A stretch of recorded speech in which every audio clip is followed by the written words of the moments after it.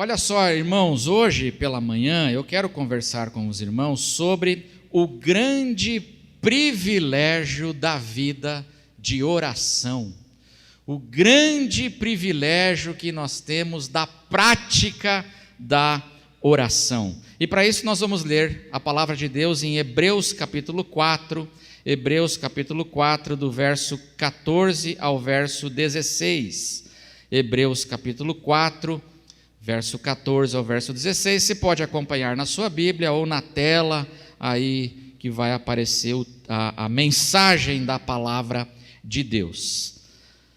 As Escrituras dizem assim: tendo, pois, a Jesus, o Filho de Deus, como grande sumo sacerdote que penetrou os céus. Impressionante isso, ele penetrou os céus. Conservemos firmes a nossa confissão, a nossa convicção de fé. Conserve firme, irmão, essa confissão. Porque nós não temos um sumo sacerdote, nós não temos um intercessor que não possa compadecer-se das nossas fraquezas. Antes, foi ele tentado em todas as coisas à nossa semelhança, mas sem pecado. Ele foi tentado em tudo, em todas as situações que você possa imaginar, o nosso Senhor foi provado, e portanto não existe uma luta que você esteja passando agora, que o Senhor Jesus não saiba o que você está sentindo e não possa se compadecer de você. Não existe nenhuma luta. Ele passou por tudo, em todas as coisas. Só que ele passou sem pecado. E por isso ele pode nos entender e se compadecer de nós. Verso 16. Aqui temos agora um convite maravilhoso da palavra de Deus. Se é assim, acheguemo-nos, portanto, confiadamente junto ao trono da graça, a fim de recebermos misericórdia e acharmos graça para socorro em ocasião oportuna. Amém, irmãos? Esse texto aqui que nós lemos faz uma afirmação maravilhosa. Ele diz que através de Jesus, o nosso grande sumo sacerdote, através de Jesus, eu e você, nós podemos hoje entrar no céu. Essa expressão para mim é uma expressão que me choca e me deixa de queixo caído. Nós podemos entrar no céu em confiança e nos achegarmos junto ao trono da graça para recebermos misericórdia e socorro em momento oportuno. E a gente entra no céu e a gente se achega junto ao trono da graça através da oração. O que é a oração, irmãos? A oração é essa prática, a oração é esse momento quando a gente sai simplesmente aqui dessa nossa dimensão e nós entramos na presença de Deus.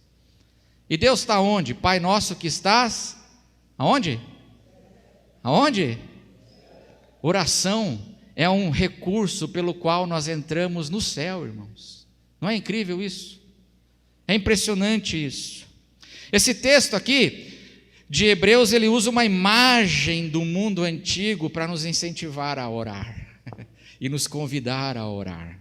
A imagem da sala do trono. No mundo antigo era muito comum os reis da terra, nos seus palácios, eles tinham um lugar que era a sala do trono. E ali, do seu trono, naquela sala, os reis da antiguidade governavam os seus reinos. Eles baixavam decretos, eles tomavam decisões, eles revelavam a sua vontade, ali sentados no trono, naquela sala, eles governavam os seus reinos. E Algumas pessoas especiais, não era qualquer pessoa, mas algumas pessoas podiam então agora entrar na sala do trono, onde o rei estava governando, e eles podiam então apresentar as suas causas, as suas questões, pedir orientação para o rei, pedir decisões do rei, pedir intervenções do rei, em situações específicas. E assim acontecia. Pessoas entravam ali, pessoas especiais no reino, nas hierarquias dos reinos, eles entravam e conversavam com o rei, pedindo então as decisões do rei. E esse texto de Hebreus fala então dessa imagem da sala do trono, nos convidando a entrar, e aqui a palavra de Deus revela que no céu também existe uma sala do trono, amém? No céu também existe uma sala do trono. Quando João teve suas visões do Apocalipse, vamos ler lá Apocalipse capítulo 4, versos 1 e 2, olha o que revela a palavra de Deus. João, ele entra no céu, ele penetra no céu, e assim como João, naquele dia, naquele domingo, na ilha de Pátimos, penetrou no céu, eu e você, domingo, hoje também podemos penetrar. Você crê nisso, irmão? Não é uma coisa impressionante isso? Eu acho isso impressionante. Eu acho isso tão doido que é só pela fé. Racionalmente, a gente não pode se apropriar disso. É uma loucura tão grande que é só pela fé. Eu crer que quando eu me coloco numa atitude de oração, eu penetro o céu e a sala do trono e falo com o rei do universo. Vamos ler Apocalipse 4, verso 1 e 2? Depois destas coisas, João, na sua visão do Apocalipse, na ilha de Pátimos, olhei, e eis não somente uma porta aberta no céu, abriu uma porta no céu, e ele estava olhando, na ilha de Pátimos, olhando a porta do céu aberta. Mas ele também viu, como também a primeira voz que ouvi. Ele viu isso, não só a porta aberta, como também a primeira voz que ouvi, como de trombeta, ao falar comigo, dizendo: sobe para aqui, e te mostrarei o que deve acontecer depois destas coisas. Vamos ler juntos o verso 2? Vamos ler juntos? E imediatamente eu me achei em espírito, e eis armado no céu um trono, e no trono alguém sentado. No céu existe uma sala do trono, e existe alguém ocupando esse trono. O trono não está vazio, e esse alguém é o nosso Deus e o nosso Pai, é o nosso Rei. E Apocalipse 5 diz que também sentado na sala do trono, e sentado no trono, quem está lá? Apocalipse 5 fala: o Cordeiro que foi entronizado, ele também está sentado lá no trono. Quem está sentado no trono? O Pai. O Espírito Santo de Deus está na frente do trono, e o Cordeiro também está sentado no trono. E a carta de Paulo aos Efésios diz que nós estamos assentados com Cristo também nas regiões celestiais em Cristo Jesus. Aonde? No trono. Nós temos livre acesso a esse trono, irmãos. E isso acontece por meio da atitude, da prática, da oração. Que coisa maravilhosa! Através da oração, nós podemos entrar na sala do trono do céu e apresentar nossas causas diante do grande Rei. E isso é maravilhoso demais para nós. A gente só se apropria disso pela fé. Você já pensou, irmãos, que grande privilégio que nós temos? Já parou para pensar? Por isso que hoje eu quero falar sobre esse grande privilégio da vida de oração. E aqui, no texto de Hebreus que nós lemos no início, ele fala para nós nos achegarmos, né? Ele diz assim: acheguemo-nos, portanto, confiadamente, com muita confiança, com ousadia, junto ao trono da graça. Porque nós temos um sumo sacerdote que se compadece de nós. E nós podemos chegar então com essa ousadia. E hoje eu gostaria então de refletir sobre ele fala para chegar com confiança, 4 confianças que nós devemos ter quando nós nos aproximamos em oração do trono da graça. Quando nós entramos na sala do trono e nos achegamos junto ao trono da graça, 4 certezas que nós devemos ter quando nós nos apresentamos a Deus em oração, diante do nosso Pai em oração. Primeira certeza que a palavra de Deus nos dá é que a oração pode mudar o modo como Deus decidiu agir. Amém? A oração, ela toca no coração do nosso Deus. A nossa oração pode mudar o modo como Deus decidiu agir. Decretos que Deus deu podem ser sim tocados e transformados pela oração de um filho de Deus. Isso é demais para mim. Isso é demais. Mas é o que a palavra de Deus ensina. O texto que nós lemos aqui de Hebreus fala que nós não temos um sumo sacerdote que não possa compadecer-se das nossas fraquezas, das nossas limitações, das nossas questões. Nós não temos. O que ele está dizendo aqui é que nós temos sim um Deus que pode se compadecer e pode mudar um decreto por causa do nosso clamor. Não é um Deus de pedra. Nós não servimos Baal, que é um Deus de pedra, um Deus frio, um Deus de ferro, um Deus de aço. Nós servimos ao Deus e Pai do nosso Senhor Jesus Cristo, que é um Deus compassivo. E Ele pode sim se comover. O poder, meus irmãos, da oração e o privilégio da oração. Nós podemos conhecer, a Bíblia nos fala muitas vezes esse princípio aqui de como a oração pode impactar o coração do nosso Pai em nosso favor. Por exemplo, vocês lembram a intercessão de Moisés pelo povo de Israel, quando lá em Êxodo 32, o povo de Israel caiu na idolatria e construiu o bezerro de ouro. Êxodo 32 diz que Deus se revela para Moisés e fala assim: esse povo é um povo duro, eu vou destruir esse povo e através de você eu vou fazer um novo povo. Vamos restartar, vamos dar um restart. É igual o computador quando dá pau, aí você dá aquela restart assim. Deus falou assim para Moisés: vamos restartar. Estou revelando para você, Moisés, algo que eu estou decidindo aqui. Olha o que diz Êxodo 32, 11. Êxodo 32, 11.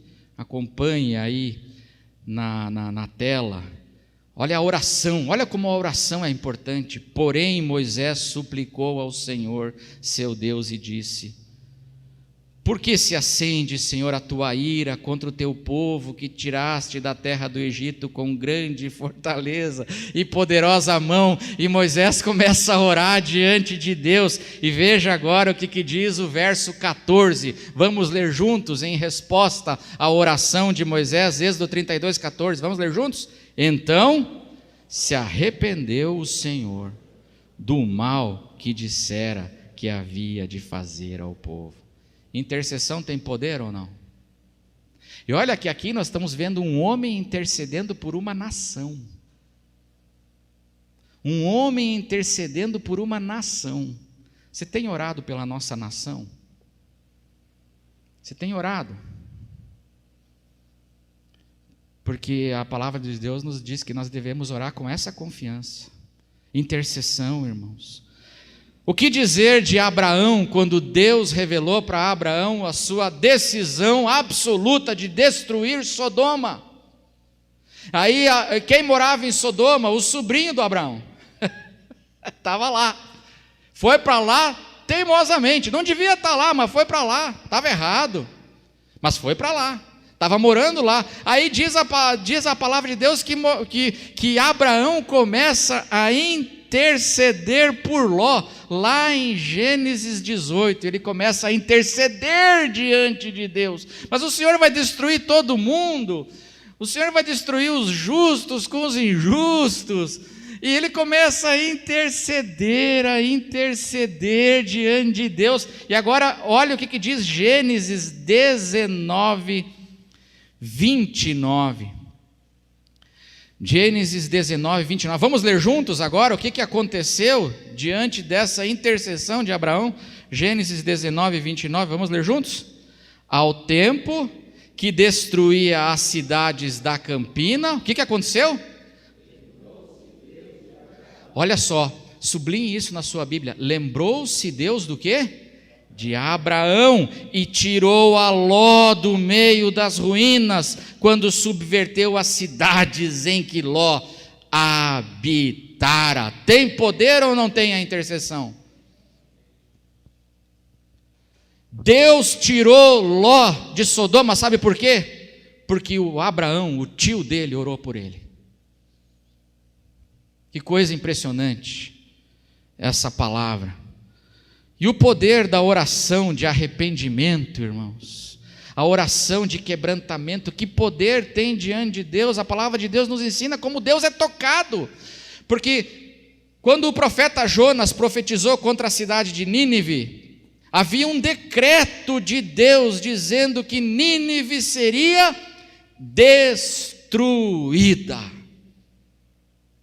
Aí o povo de Nínive ficou sabendo disso através daquela pregação bem ruim do Jonas. O Jonas estava de mau humor, foi lá e pregou de qualquer jeito, né?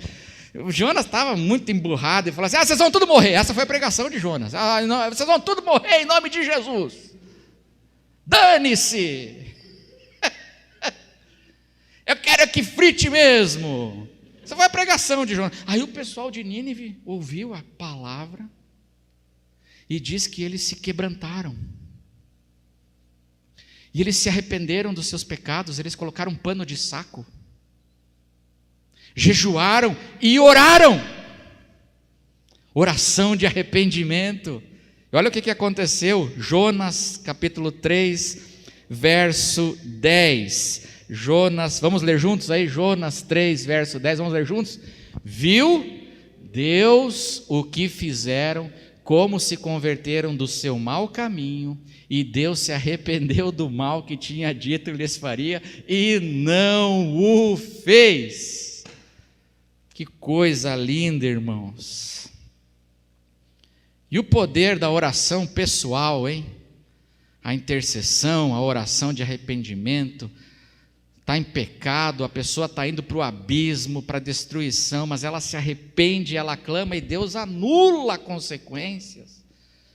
Deus suaviza, Deus resgata a pessoa, que coisa maravilhosa. E a oração pessoal, oração do rei Ezequias, está lá em Isaías 38, versos 1 a 5, acho que está aí, né? Isaías 38, verso 1 ao verso 5, olha só a palavra de Deus, diz assim: naqueles dias, Ezequias adoeceu de uma enfermidade mortal. Ele estava entubado lá, sabe assim, quase entubando já o Ezequias. Veio ter com ele o profeta Isaías, filho de Amós, e lhe disse: bicho, acabou. Isso que Isaías falou para ele. Que palavra, hein?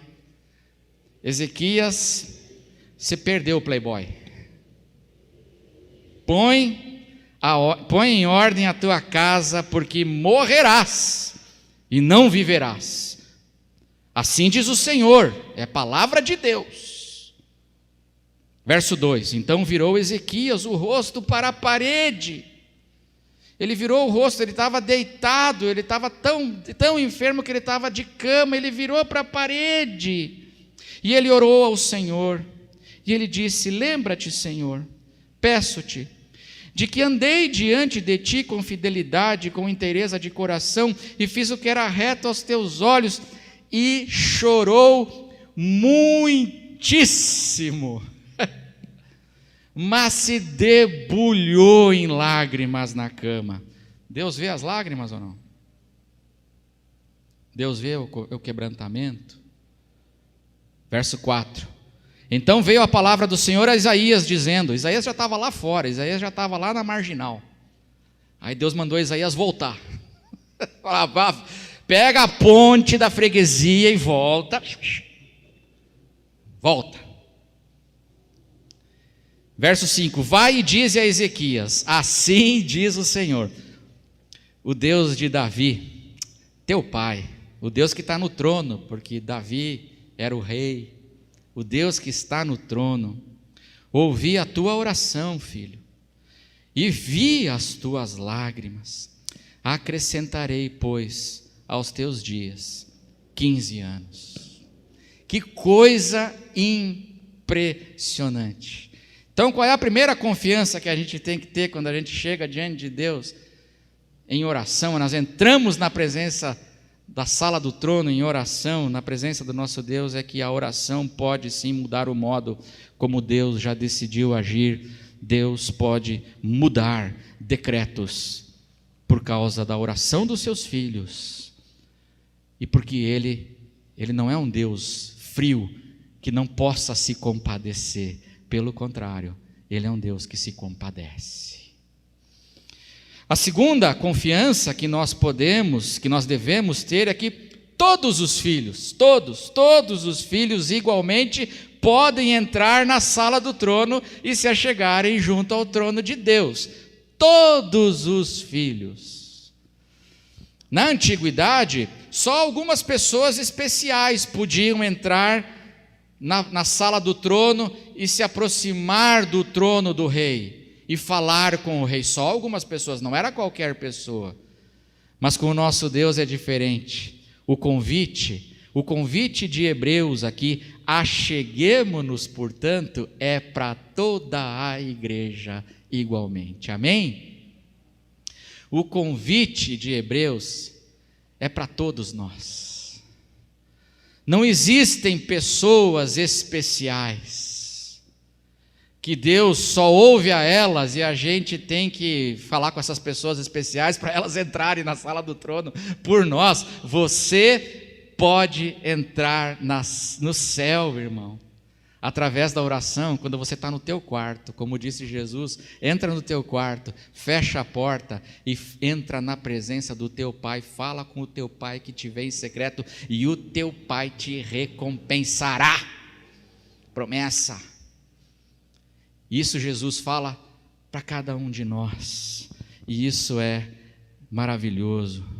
Jesus, meus irmãos, nos evangelhos, ele sempre foi acessível a todos, a pessoas importantes e a pessoas sem nenhuma importância. Ele recebia igualmente a todos, e o nosso Senhor Jesus é o mesmo ontem, hoje e será para sempre. E Ele que está sentado, o Cordeiro está sentado com o Pai junto no trono, governando, foi entronizado e glorificado. Esse mesmo Senhor de ontem é o mesmo hoje. A gente pode entrar porque Ele acolhe a todos, para todos os filhos, para todos os seus irmãos. É essa promessa. Um motivo, sabe por quê? Um principal motivo por que muita gente não ora é porque elas perguntam assim: será que Deus vai me ouvir? Será que Deus vai me ouvir? Eu não sou uma pessoa importante, será que Deus vai me ouvir? E a resposta é sim. Basta você clamar: Pai nosso que estás nos céus, e você está na presença do trono da glória. A palavra de Deus diz que nós somos uma nação de sacerdotes. Nós somos uma nação de sacerdotes. Todos nós somos sacerdotes. E o que a palavra de Deus quer dizer com isso? Ela quer dizer que agora todos nós temos igualmente acesso ao Santo dos Santos. Todos nós igualmente temos acesso. Não é mais como era em Israel, que havia só um grupo especial. Agora a igreja é uma nação de sacerdotes. E todos nós temos o livre acesso a Deus. A palavra de Deus ensina isso do Gênesis ao Apocalipse. Como Deus não faz acepção de pessoas, Deus não se impressiona com pessoas, mas a misericórdia dele está disponível a todo aquele que a Ele clama e busca sinceramente em oração. Você já ouviu falar da oração de Jabes? Já ouviu falar? É um texto da Bíblia assim, que eu acho de um conforto e de uma coisa maravilhosa. A oração de Jabes. A oração de Jabes está lá no primeiro livro das Crônicas, no capítulo 4. O texto vai aparecer aí na tela, primeiro livro das Crônicas, capítulo 4, dos versos 9 e 10. Mas o que está acontecendo? Vamos contextualizar. Primeiro livro das Crônicas, os primeiros capítulos dos livros das Crônicas, é uma lista telefônica, irmão. Você lembra? Quem é do tempo da lista telefônica? Levanta a mão. Você tinha lista em casa? Só os mais velhos. Os mais jovens não sabem o que é isso, né? Mas é uma relação de nomes. É nome. São citados mais de 500 nomes nesses capítulos. Pense. Aqui em 1 Crônicas, capítulo 4, são citados mais de 40 nomes. Então é uma lista telefônica, que a palavra de Deus vai falando da genealogia, e fulano gerou fulano, e ciclano, e vai. Aí você está quase dormindo, assim, você está lendo a Bíblia, assim, você está quase dormindo, aí você chega em 1 Crônicas 4, 9 e 10, aí tem uma coisa diferente, no meio da genealogia, daquele monte de nomes, sanduichado no meio de um monte de nomes, tem um sujeito que a Bíblia cita e que nunca mais cita. Só cita aqui. Um completo, a gente diria hoje assim, como é que se chamaria? Um Zé Ninguém, é isso? Um sujeito lá no meio. Mais um. Mas ele fez uma coisa extraordinária. O que ele fez? Ele orou. E aí no meio daquele monte de nome, o que orou se destacou. Porque orou. Porque Deus ouve igualmente a todos os seus filhos, até os mais desconhecidos. Nós não temos aqui um grande sacerdote, um grande rei orando, é Jabes. Vamos ler, o texto diz assim: foi Jabes mais ilustre do que seus irmãos. Aí nós vamos ver por que ele se tornou mais ilustre, né? Sua mãe chamou Jabes, dizendo: porque com dores o dei à luz. O nome dele era Dor. Ou seja, começou mal. A vida desse sujeito, nem a mãe dele acreditava nele. Olha, para você ter uma ideia, a mãe dele falou assim: esse daqui só vai dar problema. Jabes. Esse é o nome do sujeito. Dor. Esse só vai causar dor. Meu Deus do céu. Isso aí vai... Ixi, isso aí... A mãe dele falando assim: vamos pôr, que nome nós vamos pôr? Isso aí não tem jeito, vamos pôr Jabes, o nome dele. Quando nem tua mãe acredita em você, meu irmão, você começou mal. Aí, verso 10. Jabes invocou o Deus de Israel. Jabes orou, dizendo: tem um lamento aqui, tem uma dor. Tomara que me abençoes e me alargues as fronteiras, que seja comigo a tua mão e me preserves do mal, de modo que não me sobrevenha a aflição, porque a minha mãe já falou que eu não tenho jeito na vida, Senhor, me abençoa. Vamos ler juntos o final, a última frase? E Deus lhe concedeu o que lhe tinha pedido. Amém, irmãos? Nós somos Jabes, somos pessoas comuns, sanduichadas no meio de tantos outros nomes, mas quando a gente ora, a gente chega na presença de Deus. Não precisa ser gente especial para Deus ouvir, basta a gente orar com confiança. A terceira convicção, para nós entrarmos no trono da graça, na presença de Deus em oração, é que Deus faz infinitamente mais do que tudo o que pedimos ou pensamos. Amém, irmãos? Isso está escrito em Efésios capítulo 3, versos 20 e 21. Vamos ler aí Efésios 3, versos 20 e 21, só para contextualizar esse texto aqui. O apóstolo Paulo acabou de orar pelas igrejas da Ásia, ele acabou de fazer uma oração aqui no capítulo 3, nos versículos anteriores, e agora ele conclui a sua oração com um louvor, glorificando a Deus. Vamos ler juntos esse louvor em oração do apóstolo Paulo? Ora, aquele que é poderoso para fazer infinitamente mais do que tudo quanto pedimos ou pensamos, conforme o seu poder que opera em nós. A Ele o quê? A Ele seja a glória, na igreja e em Cristo Jesus, por todas as gerações, para todos sempre. Amém. Amém. O que Paulo está fazendo aqui, irmãos? Paulo está louvando o nome de Deus. Louvando por quê? Porque ele reconhece, depois de orar, que a ação de Deus não está restrita. A ação de Deus, ela não fica dependente daquilo que nós pedimos e oramos e pensamos, porque Ele é poderoso para fazer o quê? Infinitamente mais do que tudo o que pedimos ou pensamos. E isso é maravilhoso.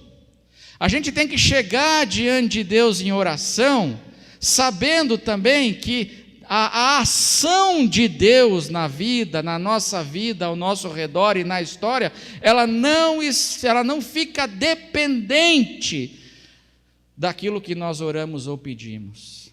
Porque se Deus dependesse da gente para agir, como é que estaria o mundo hoje, irmãos? Já pensou? Graças a Deus, Deus não fica preso às nossas orações, mas Ele é poderoso para fazer infinitamente mais. Isso é importante, porque tem gente que fica neurótica com a oração. Eu já conheci crente neurótico com a oração. Tem crente que fica carregando culpas enormes por causa da oração. Eles ficam pensando assim: será que as coisas não deram certo porque eu não orei o suficiente? Você já teve esse tipo de angústia? Será que a pessoa lá morreu de Covid porque eu não orei o suficiente? Será que aquilo aconteceu? Será que não deu certo? Foi porque eu não orei? Ou será que foi porque eu não jejuei, eu não me empenhei mais? E aí a pessoa vai ficando neurótica por causa da oração, vai perdendo a paz. E a oração, meus irmãos, é um privilégio, não é para eu me sentir assim, a oração é um privilégio que Deus nos dá de entrarmos na sua presença e derramarmos o nosso coração. Mas a gente tem que entender que, graças a Deus, a ação de Deus, ela não está dependente daquilo que nós oramos e pedimos, porque Deus, Ele é poderoso, Ele é capaz, Ele é misericordioso para fazer infinitamente mais, conforme o seu imenso poder que atua em nós. A Ele seja a glória. Orar é um privilégio. Eu não preciso sentir essa culpa, esse dardo inflamado do maligno de acusação, dizendo: está vendo? Você não presta. E aí, por isso que Deus não abençoa. Jesus diz que o nosso Pai cuida das árvores, das flores e dos pássaros, e vai cuidar muito mais de nós, homens de pequena fé. Flor e pássaro não oram, e Deus cuida deles. Porque graças a Deus, irmãos, Ele faz infinitamente mais. É com essa confiança que eu preciso chegar na presença do nosso Deus. Irmãos, nós podemos descansar em Deus, no momento da oração nós podemos descansar em Deus, é um grande privilégio que nós temos. E Deus nos chama para participar, não é para ser um peso, não é para ser assim, a oração é para ser encarada como um privilégio de participar daquilo que Deus está querendo fazer no mundo, e Ele nos chama para participarmos.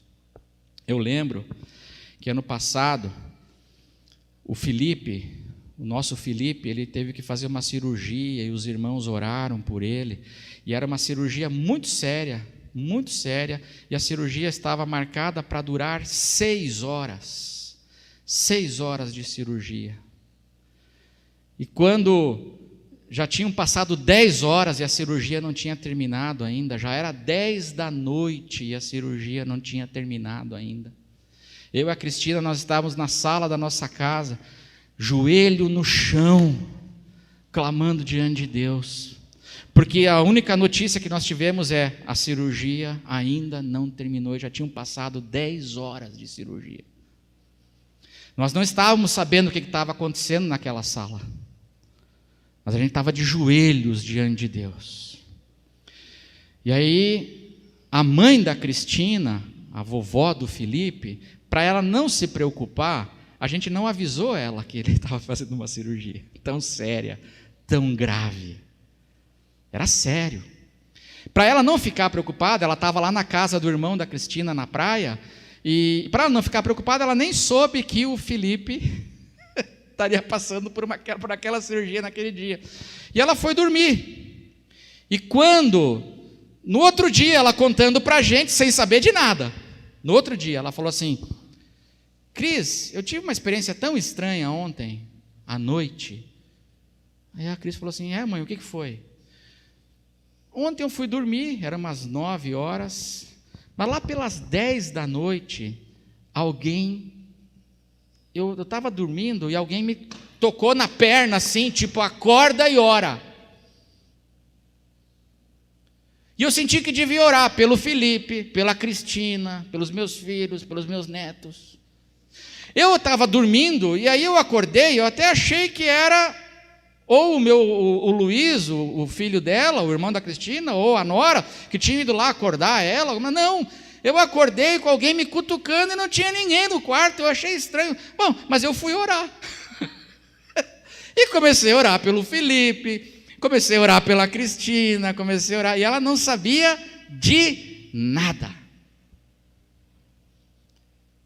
E estava lá em oração. Não entendeu, foi entender meses depois que a gente contou a história para ela, quando o Felipe já estava bem, a gente contou, falou assim: olha, lembra aquele dia que aconteceu? Pois é, foi isso aqui que aconteceu. Deus acordou você para você interceder, porque orar é um privilégio. E se ela não tivesse orado, teria acontecido alguma coisa séria com o Felipe? É isso que a gente não deve pensar, porque Deus é poderoso para fazer infinitamente mais. E Deus não está ali dependente das orações que nós fazemos para fazer a sua obra, não é isso. O que a gente tem que entender é que quando Ele nos chama assim, irmãos, que privilégio que é poder participar disso em oração e mudar a história. Mudar a história, porque Deus está nos chamando misteriosamente para participarmos de uma batalha. Isso em oração. Que coisa linda! E esse é o nosso Deus. Deus faz infinitamente mais do que tudo que pedimos ou pensamos, irmãos. E a quarta e última, eu encerro, convicção, para nós entrarmos na presença do nosso Deus em oração, é termos a certeza de que a vontade de Deus é boa, agradável e perfeita. A vontade de Deus é boa, é agradável e ela é perfeita. E a gente tem que entrar na presença de Deus com essa convicção. Romanos 12, verso 2, vamos ler juntos a palavra de Deus. Ela diz assim: e não vos conformeis com este século, mas transformai-vos pela renovação da vossa mente, para que experimenteis qual seja a boa, agradável e perfeita vontade de Deus. Isso é importante, irmãos, porque muitas vezes as nossas orações vão ser respondidas com um não. No primeiro ponto eu falei que Deus diz sim, e Deus, Ele pode mudar decretos por causa da oração de um filho, mas muitas vezes Deus também diz não. Tem um cântico que a gente canta que diz assim: quando tudo diz que não. E às vezes esse tudo é nosso Deus dizendo assim: não, filho. A minha resposta para você hoje é não. E aí eu tenho que entrar na presença de Deus com essa convicção que a vontade de Deus ela é boa, ela é agradável e ela é perfeita. Irmãos, orar não é apenas um meio de recebermos aquilo que nós desejamos, mas muito mais e principalmente, orar é um meio de entregarmos o que nós desejamos para a vontade de Deus. Entregarmos para Ele. Orar não é entrar numa queda de braço com Deus. Quem é que já brincou de queda de braço aí, quando você era menor e pequeno? Você brincava de queda de braço? Pois tem gente que acha que orar é entrar numa queda de braço com Deus. Orar é eu ficar tentando convencer Deus a fazer o que Deus não quer fazer, mas que eu quero que Ele faça. Aí eu fico brigando com Deus ali, assim, oração, insistindo, e vai, persevera, Senhor, e a gente vai como se Deus não quisesse nos abençoar. A gente fica numa queda de braço com Deus. Não, irmãos, orar não é isso. Orar é entregar o que nós desejamos para que a vontade de Deus se realize. O Senhor Jesus nos ensinou a orar assim: Pai nosso que estás nos céus, santificado seja o teu nome, venha o teu reino, seja feita a tua vontade, assim na terra como no céu. Orar é um momento de entregar, porque nós vamos às vezes ter orações não atendidas, nós vamos ter orações que vão se demorar. O texto que nós lemos de Hebreus, o convite à oração em Hebreus 4, fala para nós entrarmos, achegarmos-nos confiadamente junto ao trono da graça, a fim de recebermos misericórdia e acharmos graça para socorro em ocasião oportuna, no momento certo, no momento adequado. Então, às vezes Deus diz não, às vezes Deus diz espera, sim, mas não hoje, isso vai ser num outro momento. É no momento adequado nós vamos encontrar o socorro. Irmãos, Deus não erra, o tempo de Deus é sempre certo, a resposta de Deus é sempre a melhor para as nossas vidas. Creia nisso. Com essa confiança, chegue na presença de Deus, que a resposta dele é sempre a melhor para as nossas vidas. Orar é o meio, é o instrumento para nós descansarmos das nossas ansiedades. O que é ansiedade, irmão?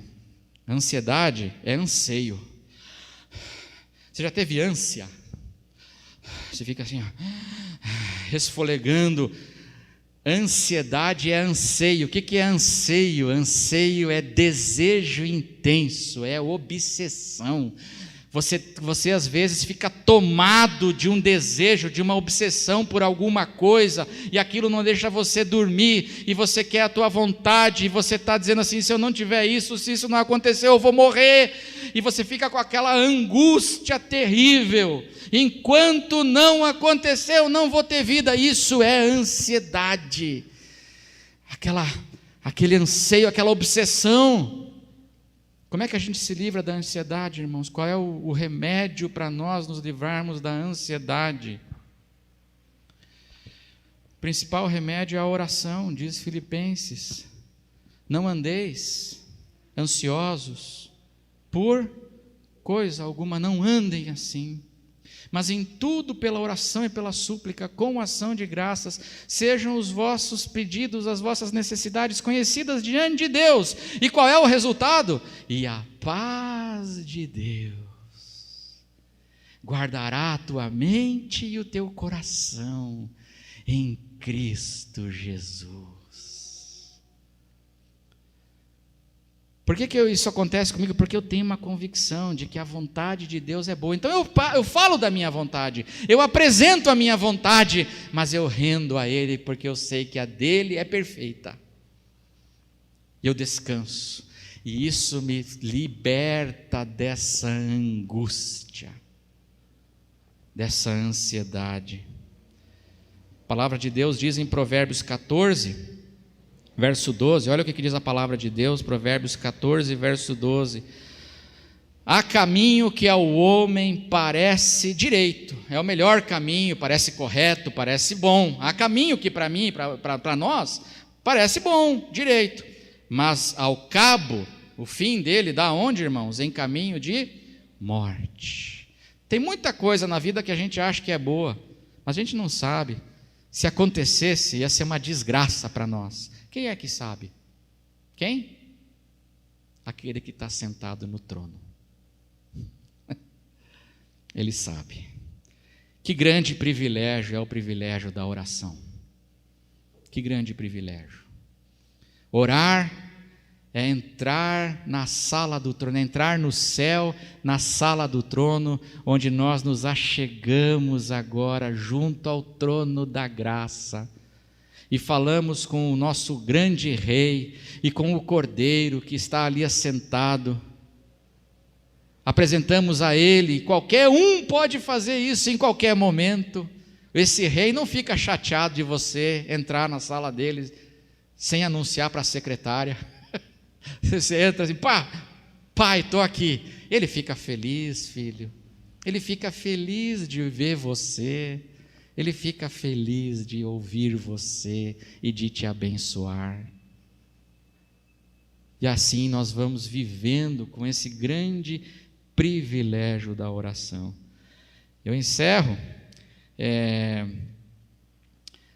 lembrando, que antigamente a gente cantava um hino, lembra? Os mais velhos vão lembrar, em Jesus amigo temos. Lembra desse hino, em Jesus amigo temos? E esse hino tem um lamento no meio, ele tem uma frase de lamentação, ele fala assim, igual Jabes, que paz perdemos sempre, que dor no coração, só porque nós não levamos tudo a Deus em oração. Vamos orar? Nosso Deus e nosso Pai, obrigado, Senhor. Que privilégio indescritível, Senhor, imaginar que agora nós aqui, Senhor, no tempo e no espaço, adentramos, Senhor, o céu. Porque o Senhor é o Pai nosso que está nos céus. E nós agora estamos diante do Teu trono, Senhor. O Senhor é o Deus que rege o universo. E o Senhor se alegra de cada um dos Teus filhos aqui hoje, que agora juntos, Pai, em comunhão, em comunidade, de mãos dadas, nós entramos na Tua presença, pedindo, Pai, que em nome de Jesus, a vontade do Senhor seja feita na terra, como ela é feita no céu. Que nessa semana a vontade do Senhor se realize nas nossas vidas, porque ela é perfeita. E nós, Pai, com toda a confiança, clamamos pedindo para o Senhor os livramentos e os milagres, porque o Senhor é um Deus que se compadece, o Senhor não é frio. Obrigado, Senhor. Cura os enfermos, reergue, Senhor, os desanimados, visita, Pai, aqueles que estão desistindo, resgata, Pai, aqueles que estão se perdendo, em nome de Jesus. Que a força do Senhor esteja sobre o Teu povo, que o poder do Espírito Santo esteja sobre a Tua igreja nessa semana que começa. Que nós possamos viver, Senhor, nessa semana com essa confiança, Senhor, na Tua presença, cheios de gratidão. Nós Te louvamos, Pai. Abençoa a Tua igreja, abençoa a nossa igreja, abençoa a nossa IB, Senhor, Igreja Batista de Itaberaba, que seja abençoada por Ti, em nome de Jesus. E que a graça do Senhor Jesus, que o amor de Deus, o Pai, e que as consolações do Espírito Santo esteja sobre cada um de vós, desde agora e para todos sempre, em nome de Jesus. Amém. Amém. Amém. Amém, irmãos?